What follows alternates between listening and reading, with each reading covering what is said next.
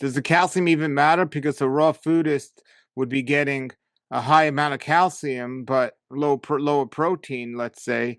Uh, so, like, how important is the calcium if the protein's low? Is my question. That's kind of another vegan myth. It's like and I wrote that in my book in 2004, Eat to Live, but it was incorrect.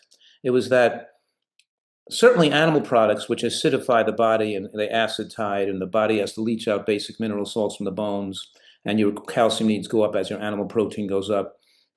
But it's not that valid because your body acclimates to it over time. When you get used to eating a higher protein diet, the body curtails the calcium loss from the bones. So what I'm saying right now is that having a little extra protein and calcium is beneficial if you're going to live a long time, particularly if you're a frail woman. Males are bigger and larger to begin with, but particularly for a woman, let's say her ideal weight for a 5'5" woman might be somewhere between 105 pounds and 115 pounds or something like that range, or something, 100 pounds, 150, 120, something in the range, about 110 pounds. So this woman doesn't need much calories because her basal metabolic requirements are probably around 1,300 calories a day. 1,200 to 1,300 calories a day, basal metabolic requirements without exercise.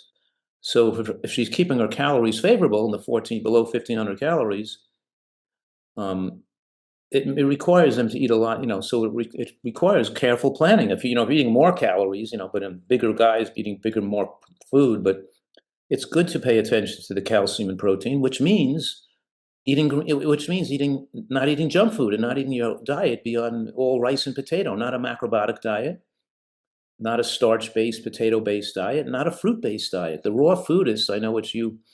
The problem with a raw food diet could be if they eat too much fruit and not enough sprouted beans, nuts, and green vegetables. Right? If you eat too much fruit, because fruit is out of fruits and out of vegetables, beans, nuts, and seeds, and intact whole grains or sprouted grains, fruit has the lowest amount of protein.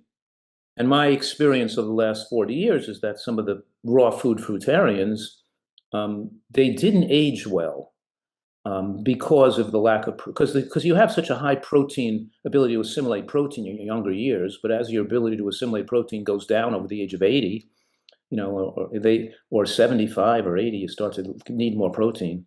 And the high fruit could put them at the protein could be too low, drive the IGF-1 too low, increasing frailty and immune system suppression. Because don't forget that, our immune system peters out.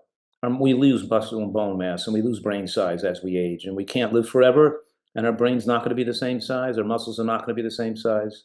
And our immune system is not going to function at a high level of function all the time till we're forever, that we're going to peter out and we're going to die of something, and so in any case, we want to retard or slow that progression.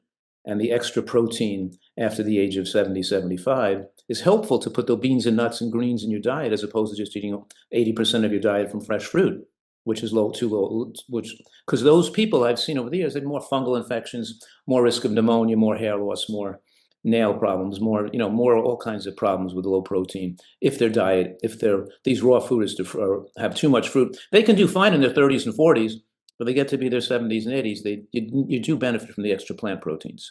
Now, is the problem, like, what is too much fruit? Like, if somebody's eating a lot of fruit, but also eating a lot of nuts and seeds, is the problem the fruit, or that's taking up the space, or is it just that if you're eating a lot of fruit, you're not eating enough of the nuts and seeds? What's the real problem? Is it the fruit and fruit sugar, or is it you're not eating enough protein, enough nuts and seeds and things like this because you focus so much on fruit?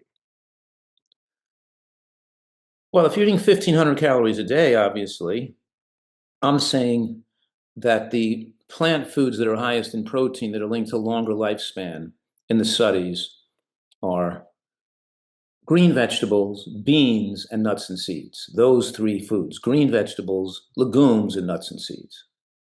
So if we take 1,500 calories and we take 1,000 calories and put it into fruit, then you only have 500 calories left for nuts and seeds, beans, and green vegetables, or vegetables in general, including mushrooms and eggplant, peppers. So that's not enough. 500 calories of beans and nuts and green vegetables is not sufficient if you took 1,000 calories from fruit. You'd be better off the other way. As you get older, you're better off holding the fruit to 500 and using the 1,000 calories left over to put beans, nuts, and seeds in. Because don't forget, your nuts and seeds are got at least 2 ounces a day for an elderly person, preferably 3 ounces a day. At 175 calories an ounce, if you're doing 3 ounces of nuts a day, what's 175 times 3? Or, we could round it off, but in any case, 7, 14, 21, 22, that's about 425. So you're getting about, let's say, 400 calories from nuts and seeds a day, right?